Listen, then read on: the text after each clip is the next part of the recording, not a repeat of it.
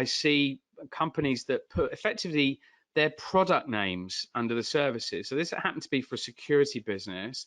They were quite obscure names and a drop down underneath products. So anybody that wasn't part of that business wouldn't have a clue what any of those products were.